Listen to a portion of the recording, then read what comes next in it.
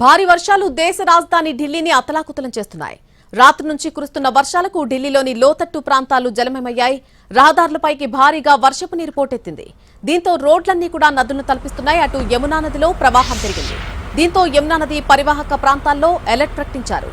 ఢిల్లీలోని లోతట్టు ప్రాంతాలన్నీ నీట మునగడంతో వాహనదారులు, స్థానికులు తీవ్ర ఇబ్బందులు పడుతున్నారు.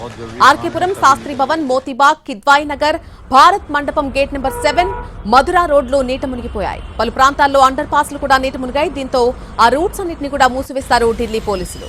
పలు ప్రాంతాలకు ట్రాఫిక్ అడ్వైజరీ జారీ చేశారు ఢిల్లీ పోలీసులు. ఢిల్లీలో ఇవాళ కూడా భారీ వర్షాలు కురుస్తాయని వాతావరణ శాఖ రెడ్ అలర్ట్ జారీ చేసింది. 10 గంటల పాటు భారీ వర్షాలు కురుస్తాయని ఐఎండీ హెచ్చరించింది. ఢిల్లీలో విమాన సర్వీసులపైన వర్షాల ప్రభావం పడింది. ఢిల్లీ ఇంటర్నేషనల్ ఎయిర్పోర్ట్ నుంచి రాకపోకలు సాగించే దాదాపు 100కు పైగా విమానాలు ఆలస్యంగా నడుస్తున్నాయి. వర్షాల నేపథ్యంలో ఢిల్లీ ఎయిర్పోర్ట్ అడ్వైజరీ జారీ చేసింది. విమాన సర్వీసులకు సంబంధించి ప్యాసింజర్స్ ఎప్పటికప్పుడు ఎయిర్లైన్స్ నుంచి తాజా సమాచారం తెలుసుకోవాలని సూచించింది.